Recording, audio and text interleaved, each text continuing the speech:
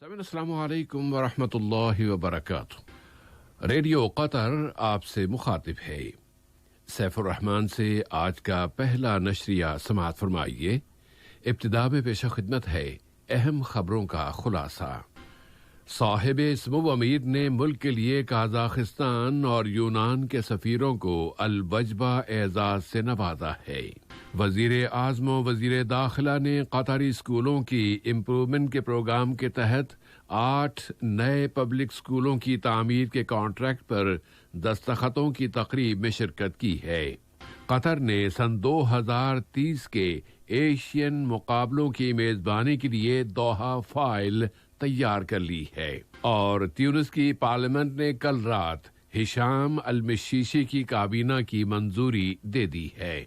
سامعین، یہ تھا اہم خبروں کا خلاصہ، اور اب پیش خدمت ہے ریڈیو قطر سے آج کا پہلا مفصل نشریہ۔ بسم اللہ الرحمن الرحیم۔ صاحب سمو امیر شیخ تمیم بن حمد آل ثانی نے جمہوریہ قازقستان کے سفیر جناب اسکر شوقیبایف اور جمہوریہ یونان کے سفیر جناب کوسٹانٹینوس اورفانیڈس کو ملک میں ان کی سفارتی ذمہ داریوں کے اختتام پر الوجبہ کے اعزاز سے نوازا ہے کہ یہ دو طرفہ تعلقات کے فروغ میں ان کے کرداروں کا اعتراف ہے۔ صاحب سمو امیر نے انہیں مستقبل میں سونپی جانے والی ذمہ داریوں کی ادائی میں ان کی کامیابی اور دو طرفہ تعلقات کے مزید فروغ کی تمنا کا بھی اظہار کیا۔ دونوں سفرائے کرام نے ان کے ساتھ تعاون پر صاحب سمو امیر اور ملک کے اہلکاروں کا شکریہ ادا کیا۔ وزیر اعظم و وزیر داخلہ شیخ خالد بن خلیفہ بن عبدالعزیز آل ثانی نے پبلک اور پرائیویٹ سیکٹرز کے درمیان شراکت کے سسٹم کے تحت 8 نئے پبلک اسکولوں کی تعمیر کے کانٹریکٹ پر دستخطوں کی تقریب میں شرکت کی ہے۔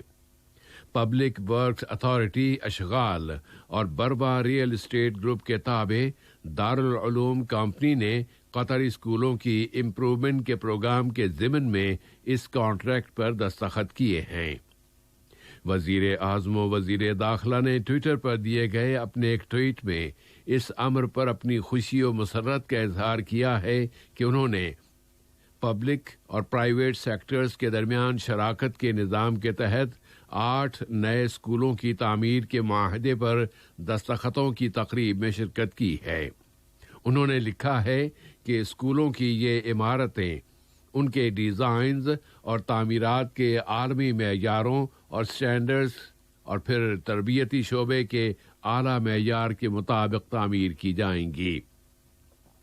وزیر اعظم نے اس پروجیکٹ کی اہمیت کا ذکر کرتے ہوئے لکھا ہے کہ یہ منصوبہ قطر میں تعلیم کے فروغ کے لیے ایک بڑے منصوبے کے تحت پرائیویٹ سیکٹرز کی پارٹنرشپ کے فروغ کا ایک حصہ ہے۔ یہ نئے اسکول البکرا، الوکیر، الخیسہ، روضۃ الحمام، صلال محمد، بو فصیلہ اور روضۃ النیسر میں تعمیر کیے جائیں گے۔ توقع ہے کہ سن 2022 تک ان 8 اسکولوں کی تعمیر مکمل ہو جائے گی۔ دارالعلوم کمپنی ان کو تعمیر کرنے کے بعد 25 سالوں تک ان اسکولوں کی مینٹیننس بھی کرے گی۔ وزیر اعظم و وزیر داخلہ شیخ خالد بن خلیفہ بن عبدالعزیز آل ثانی سے کل جمہوریہ قازقستان کے سفیر جناب اسکر شوقیبایف اور یونان کے سفیر جناب کونسٹانٹینوس اورفانیڈس نے ملک میں ان کی سفارتی ذمہ داریوں کے اختتام پر ملاقات کی۔ وزیر اعظم نے دونوں سفرائے کرام کو مستقبل میں سونپی جانے والی ان کی ذمہ داریوں کی ادائی میں ان کی کامیابی اور ان کے ملکوں کے ساتھ قطر کے تعلقات کے مزید فروغ کی تمنا کا اظہار کیا ہے۔ نائب وزیر اعظم و وزیر خارجہ شیخ محمد بن عبد الرحمن آل ثانی اور امریکہ کے معاون وزیر خارجہ برائے مشرق قریب جناب ڈیوڈ شینکر نے दो तरफा ताल्लुकात व ताउन, लीबिया के मौजूदा हालात, खलीजी बहरान, इलाके के मसाइल और मुश्तरका दिलचस्पी के दूसरे मौज़ूआत का जायजा लिया है। कतर वर्ल्ड स्पोर्ट्स का कैपिटल था और रहेगा कि वो इस बात पर यकीन रखता है कि स्पोर्ट्स अमन का पैगाम है। इस बुनियाद पर सन 2030 के एशियाई मुकाबलों की मेज़बानी की दोहा कमेटी ने इन मुकाबलों की मेज़बानी की फ़ाइल की शनाख्त और उसके शिआर यानी मोटो का इंकिशाफ कर दिया है। ये मोटो कतर की तारीख, वर्से और उसके मॉडर्निज्म की अक्कासी करता है। कहा गया है कि इन मुकाबलों की मेज़बानी गैर मामूली होगी, जो अपने पीछे बर्रे आज़म एशिया के लिए एक पायदार वर्सा छोड़ कर जाएगी।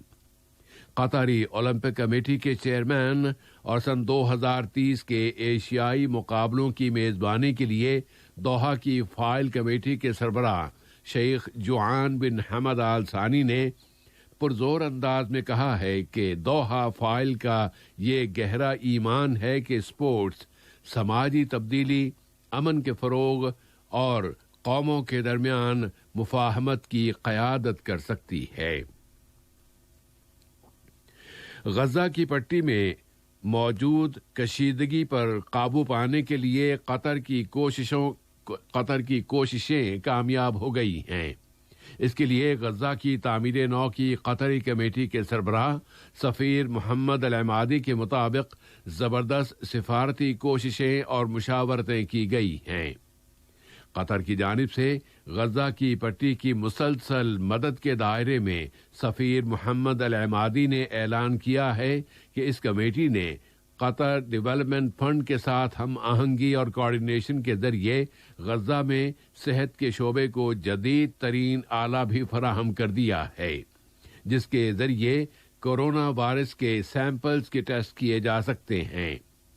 उन्होंने कहा है कि इस आले की फराहमी के जरिए अब उस बहरान को हल करने में मदद मिलेगी जो टेस्टों के इंतजार में सैंपल्स की बहुत बड़ी तादाद जमा हो जाने की वजह से पैदा हो चुका है और अब वहां इस वबा के फैलाव को रोकने में मदद मिलेगी।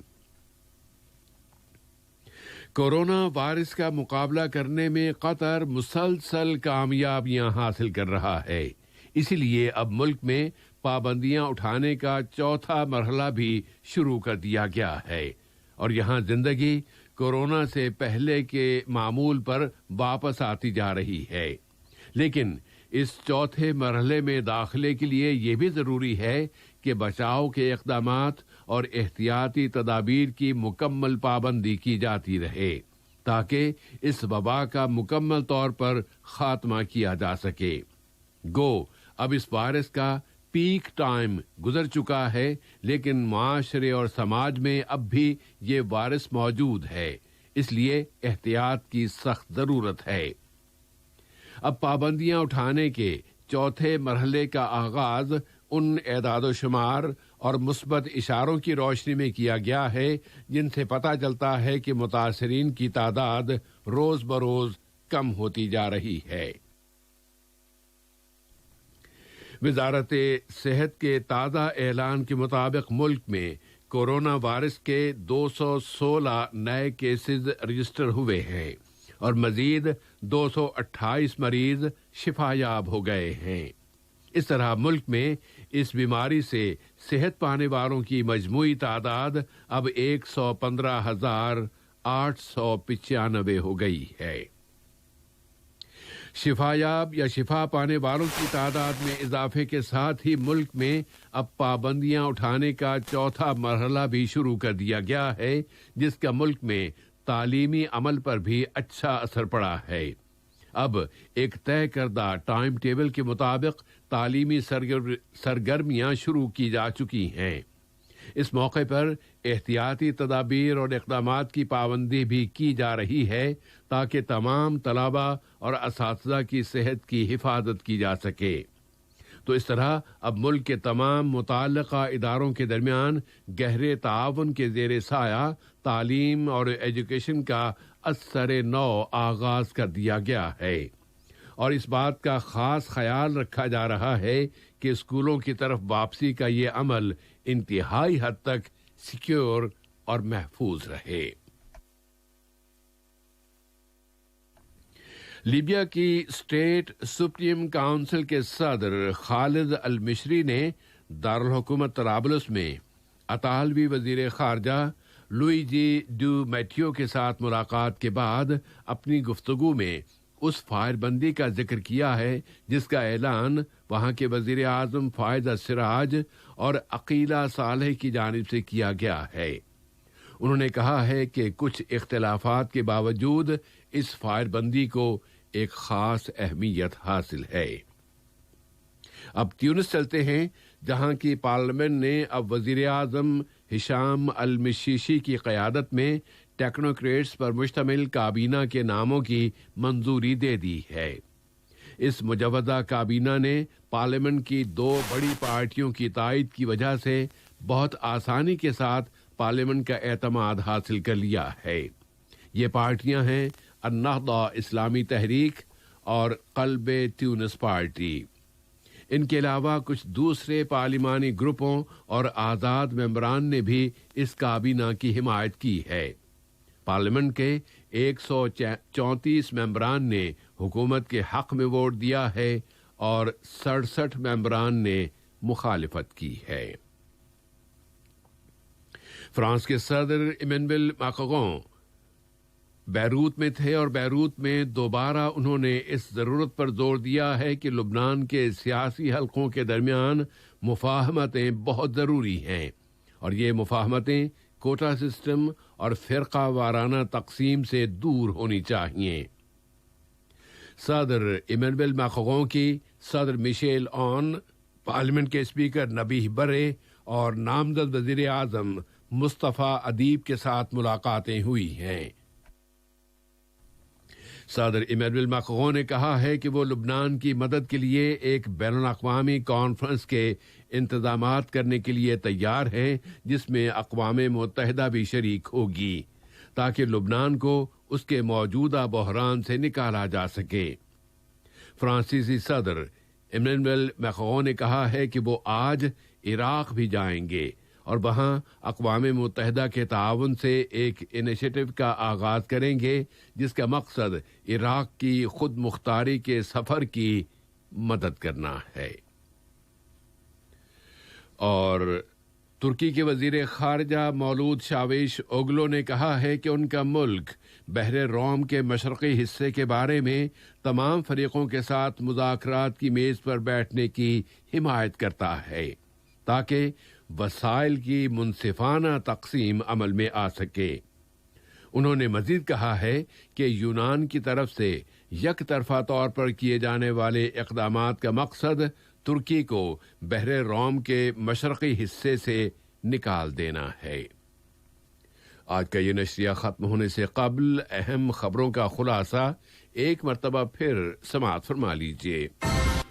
صاحب سمو امیر نے ملک کے لیے قازقستان اور یونان کے سفیروں کو الوجبہ اعزاز سے نوازا ہے۔ وزیر اعظم و وزیر داخلہ نے قطری اسکولوں کی امپروومنٹ کے پروگرام کے تحت 8 نئے پبلک اسکولوں کی تعمیر کے کانٹریکٹ پر دستخطوں کی تقریب میں شرکت کی۔ قطر نے سن 2030 کے ایشین مقابلوں کی میزبانی کے لیے دوحہ فائل کا تعارف کرا دیا ہے۔ اور تیونس کی پارلیمنٹ نے کل رات ہشام المشیشی کی کابینہ کے ناموں کی منظوری دی۔ ریڈیو قطر سے آج کا پہلا نشریہ اب اپنے اختتام کو پہنچا۔ رات